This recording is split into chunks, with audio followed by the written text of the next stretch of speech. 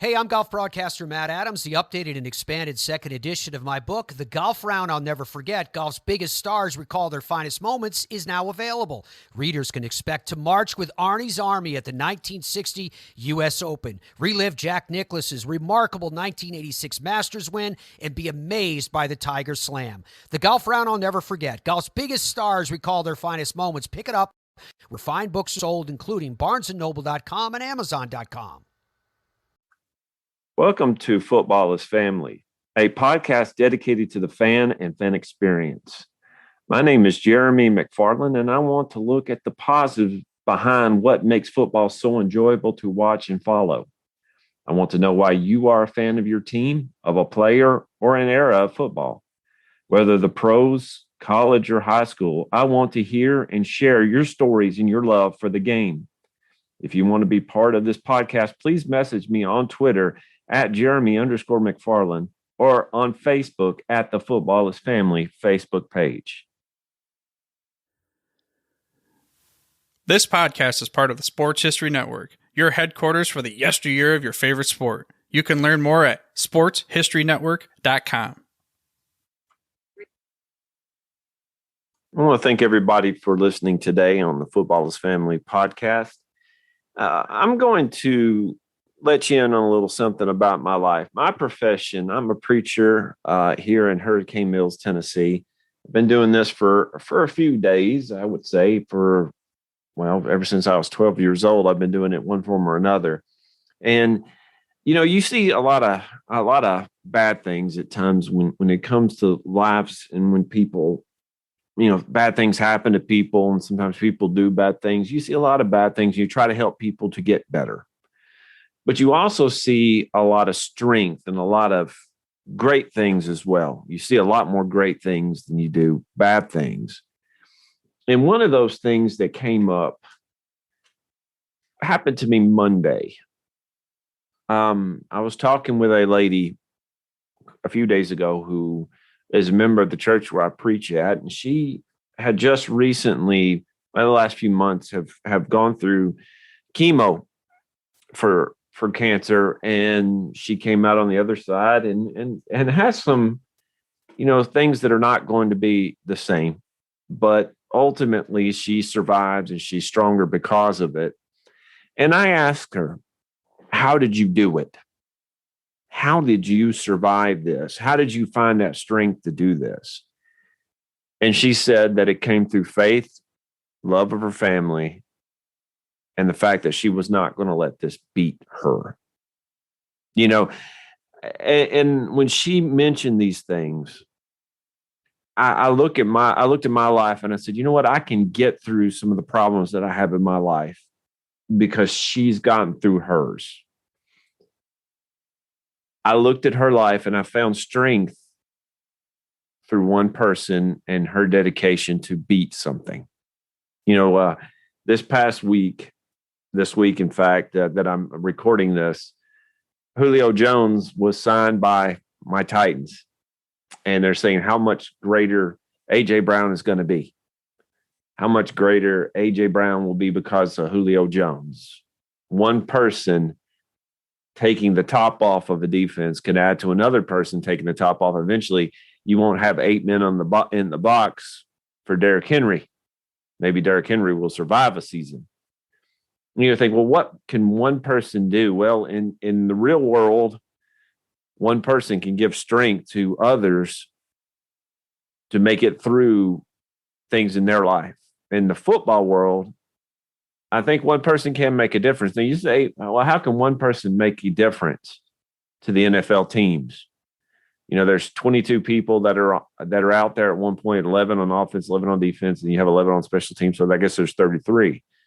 But one person really can make a difference. One person can't win a game by himself, but one person can make a difference. And I was thinking just a few players who have made a difference, just one person making a difference for a team.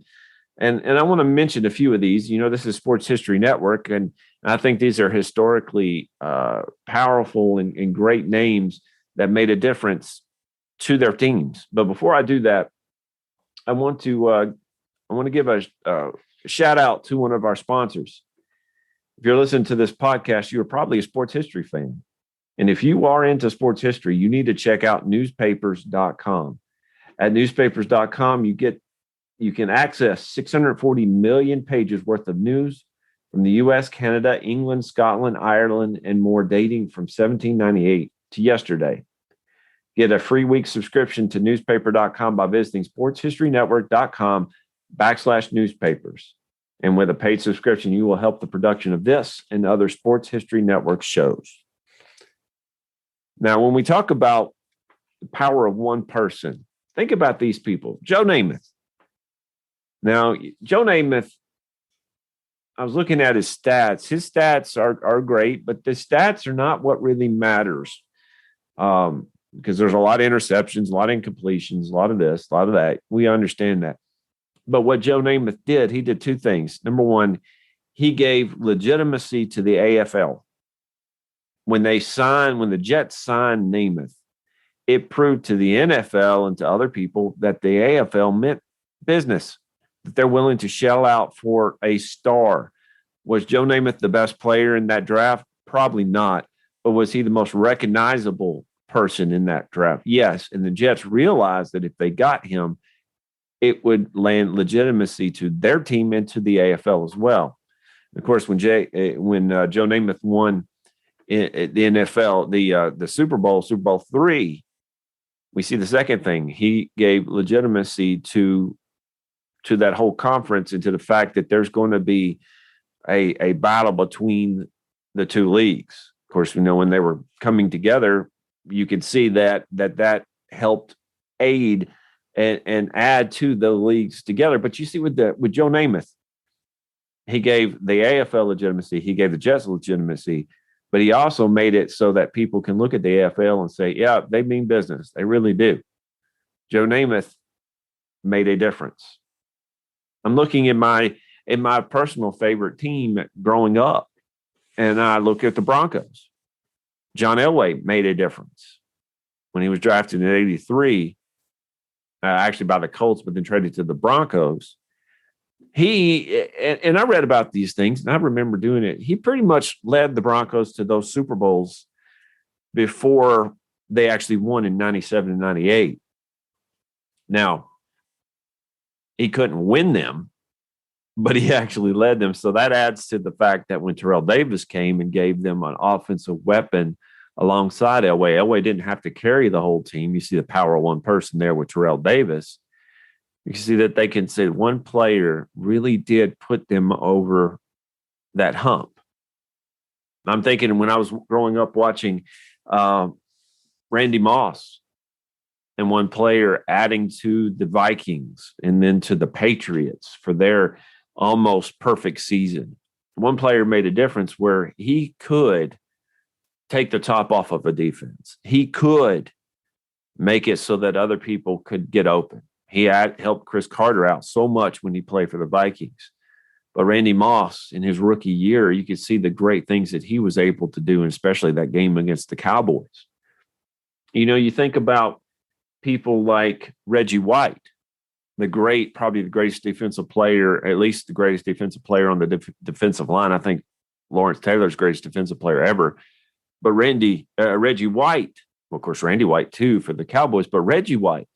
And I'm not talking about his time with the Eagles. I'm talking about his time with the Packers. You see, Reggie White was the biggest free agent signing of all time, in my opinion, because he was one of the first. When he came to the Packers, he took a team who was good enough to make it to the Super Bowl, but not there yet to a point where they could win a Super Bowl. Reggie White won a Super Bowl with the Packers. And I can remember watching that game thinking, there's just no way. And then, of course, Reggie White said, yeah, not only is there a way, but I'm going to be the one to give them over the hump. And Reggie White went off on Drew Bledsoe in that Super Bowl '96. You think about that. If it wasn't for Reggie White going to the Packers, would the Packers have won a Super Bowl? Would Brett Favre have a Super Bowl? And you think about as well, without Reggie White, would free agency been such a big thing like it is now? You go back a few years to 1969 and Joe Green coming over to the Steelers. Now, '69, the Steelers were awful. But to me, of course, they added a lot more players to it, but it was Joe Green that gave the Steelers that sense of, when people would look at their defense, it was Joe Green. Of course, other people added to it, obviously. But if it wasn't for Joe Green coming over to the Steelers and signing with them and being drafted by them taking a chance on a guy like Joe Green, would the Steelers have been the team that we know them in the 70s, the Steel Curtain? Johnny Unitas. Johnny Unitas is one of those players that, if you don't know who he is, you need to look him up. He is the prototypical drop back quarterback, but he was one of the toughest guys that I've ever read about in the Collision of Wheels by Jack Gilden. I didn't realize just how much pain and suffering he was put through during his time with the Colts. But in 1958, with the greatest game ever played, it was Johnny Unitas that not only married the Colts in dominance, but also married NFL and TV. And we're reaping the benefits today. Johnny Unitas, put aside by the Steelers, picked up by the Colts, one player made a difference. Growing up as well, I wasn't a fan, but I am now, of Joe Montana. Joe Montana was not the greatest player, not the most gifted or most talented in the sense of athletic ability to come out of the college ranks to play quarterback. But if it wasn't for Joe Montana, I don't know if the West Coast system would have been able to play as well as it did during the 49ers runs in the 80s, going into the 90s. Joe Montana knew how to find a point where the receiver, of course, the catch by Dwight Clark, you could see that played out perfectly. But if it wasn't for Joe Montana and his ability to figure out where a player should be and put him, the catch against the Bengals in the Super Bowl with John Taylor, he put that pass directly where John Taylor would be running. He led the receiver to the point the receiver did not have to break stride. Now, not too many people can do that. I mean, today we see Tom Brady could do that. Peyton Manning could do that. But Joe Montana truly shows what it means to be a pinpoint accurate quarterback and throw a receiver open. And he did this time and time again, to the point that Sam White said when the 49ers were down but driving, that Super Bowl where they were against the Bengals, and Joe Montana looked and said, "Oh, isn't that John Candy? That Super Bowl." Sam White knew what was about to happen. He knew exactly what was going to happen. And guess what? I was watching that at my grandmother's house. I remember that because I made a bet with my uncle that if the Bengals won and the 49ers lost, he would have to load up my grandmother's porch with sticks and logs and wood for her fireplace. And I would call him and say, guess who's winning? The moment I remember this like it was yesterday, the moment that the 49ers scored that last touchdown, the call came through my grandmother's phone, and I did not answer that phone. I just couldn't do it. But I can now look back and say, you know what? Joe Montana knew exactly what he was doing. He was that good. Patrick Mahomes. I think you're going to start seeing the Kansas City Chiefs start to suffer a little bit because of his massive contract. But Patrick Mahomes, I would say, is the main reason why the Chiefs won a couple of years ago and maybe should have won this past Super Bowl. One player can make a difference if he is as gifted and as good as Patrick Mahomes. And you can go on down the line and talk about one player making a difference because of what Deion Sanders back in the 90s with the Cowboys and with the 49ers. He won a Super Bowl, go to the other team, won another Super Bowl. I mean, just one player can make that big of a difference. Here's what I'm trying to say with this. I look at that lady, that great Christian lady, that's a friend of mine, friend of my family. And I said, she endured what she did, leaving me an example to follow. I can endure things because other people have gone through it and have made it through. I can do it myself. I can look at players like these, and you know what? You think about it. It's a game, yes. But when people put their heart and soul into something, it's not just a game to them. It's life. It means more in a lot of ways. I can look at these people, you know, when Matt Stafford threw out his arm basically and still played a football game. Basically, his arm was unattached to his body, and he still did that. I can look at, again, Terrell Davis playing with a migraine and understand I can make it through my migraines. I can look at people enduring things and knowing that one person can make a difference. And I can see in my life, I can make a difference too. That I can endure the bad things in my life, that I can endure the troubles in my life because people have done this for me and have set an example for me.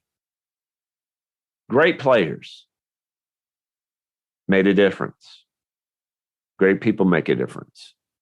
So let me encourage you to say you can make a difference in in other people's lives by living your life and fighting through some of the things that you have. You can do it.